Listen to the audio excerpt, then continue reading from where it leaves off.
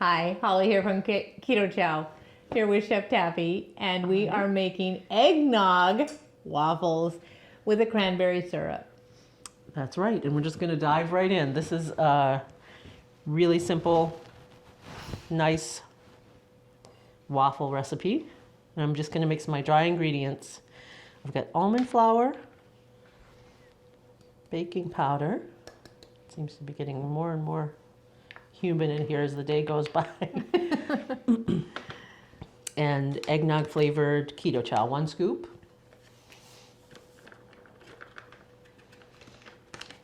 And I'm just going to mix that together a little bit.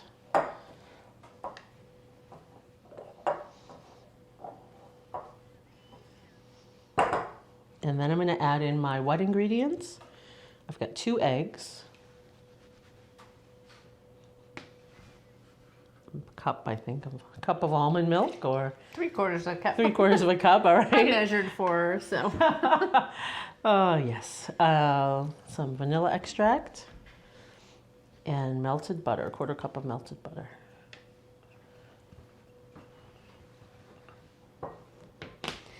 And I'm going to mix this all together with an immersion blender and then allow it to sit for a couple minutes to thicken up and come together.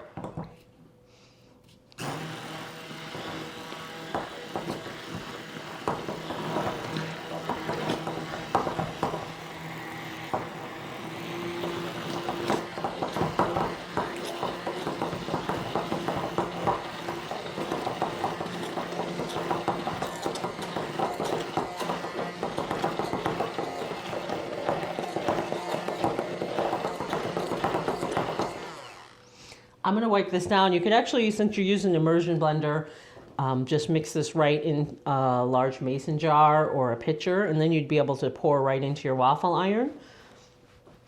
Or you could just do this in a standard blender and use the pitcher to pour into your waffle iron. So you don't have to chase it around the bowl.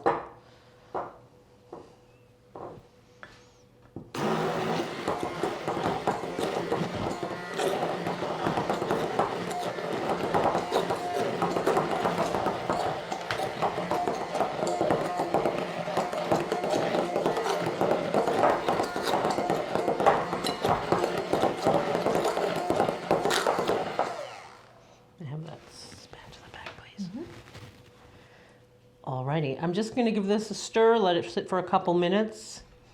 I'll come back and stir it again. In the meanwhile, I will heat up my waffle iron. All right, now that our batter has had a chance to set up and thicken, I'm going to add some butter, actually, to my waffle iron. Turns out it needs a little extra oil.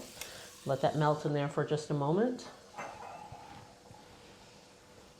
We made one to make sure the waffle iron wasn't sticky. You need a test run on your waffles. Yeah.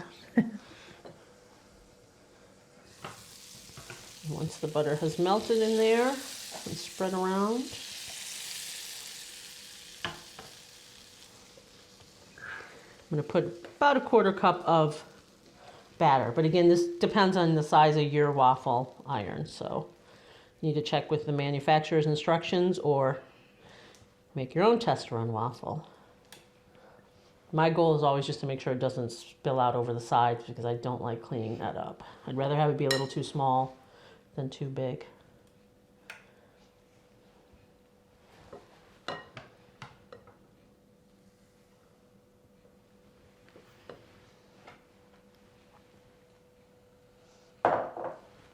I'm just going to let that cook for a minute.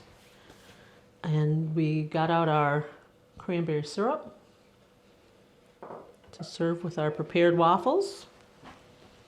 It'll just be, it's definitely cooking in there. This is making a lot of steam right now. And definitely one way to know whether or not your waffle is actually cooked in there is when it's really near to being done, the steam is going to stop, or at least be much less. As long as it's making a lot of steam like this, it's not cooked. It's also not a good idea to open the waffle iron because it's going to be very hot.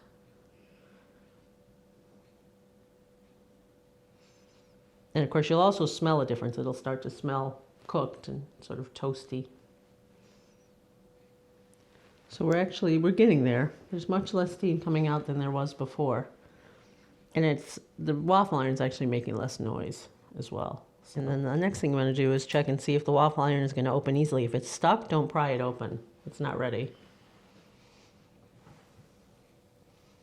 It's looking pretty good there. I'm actually going to just let it go for one more. Half of a minute. That's a time measure, one more half of a minute. One more half of a minute. I didn't just make that up right now. Look, almost no steam left. I let it out, but... I